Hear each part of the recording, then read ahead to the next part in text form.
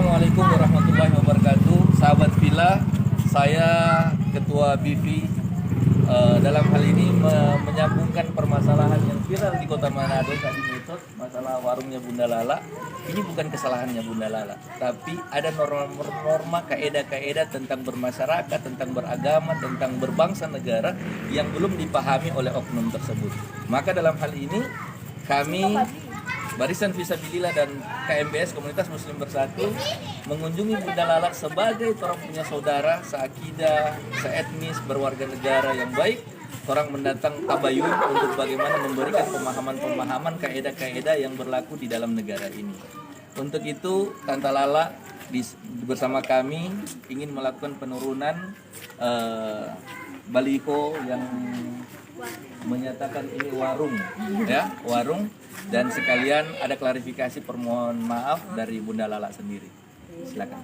Ya, jadi untuk masyarakat di Kota Manado, sekota Manado, ya Tante Lala memohon maaf, meminta maaf untuk yang sebesar-besarnya karena memang di sini Tante Lala coba pikir Tante Lala ciri khas tapi tidak mementingkan untuk norma-norma yang ada ya. Jadi mau tidak mau tetap Tante Lala harus turunkan untuk baliho ini ya, gimana ya? Pokoknya Tante Lala mau kesadaran. Dengan penuh kesadarannya Tante Lala. Ya, bismillah. Ya, silakan. Iki, udah naik sih.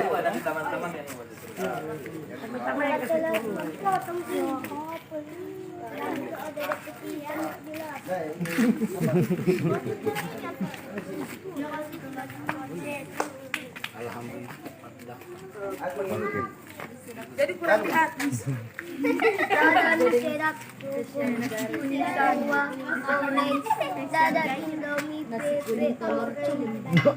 Tuhan mau kita heran sudah kita mau ramas panggung ya. Anak-anak dingin dan hangat.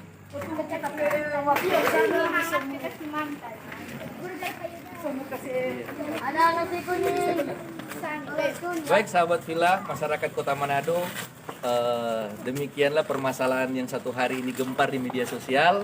Alhamdulillah kami Barisan Fisabilillah dan KMBS bersama masyarakat Kota Manado